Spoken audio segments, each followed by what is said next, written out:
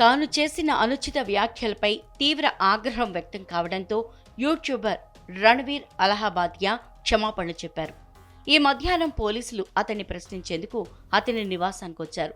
YouTuber Ranveer అలహాబాదియా social media వేదికగా క్షమాపణలు చెప్పారు.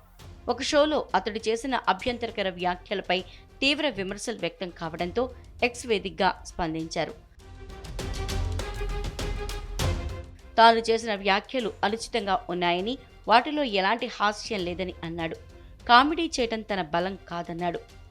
ఈ విధంగా తన ఛానల్కు ప్రచారం తెచ్చుకోవాలి అని తాను అనుకున్నట్లు చాలామంది భావిస్తున్నారని, కానీ తన ఉద్దేశం అది కాదని వివరణ ఇచ్చాడు.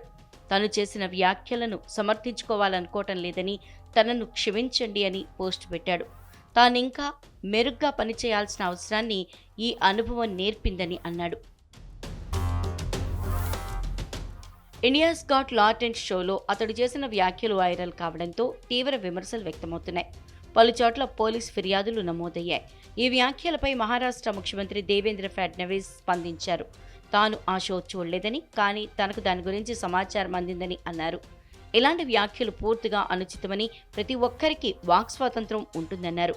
కానీ మనం ఇతరుల స్వేచ్ఛను అతిక్రమించినప్పుడు అది ముగుస్తుందని అన్నారు.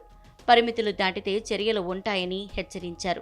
రణవీర్ వ్యాఖ్యలపై జాతీయ మహిళా కమిషన్ మాజీ చైర్మన్ రేఖా శర్మ తీవ్రంగా స్పందించారు.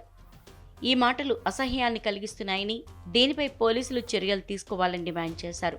ఈ క్రమంలోనే రణవీర్ నుంచి ఇలాంటి స్పందన వచ్చింది.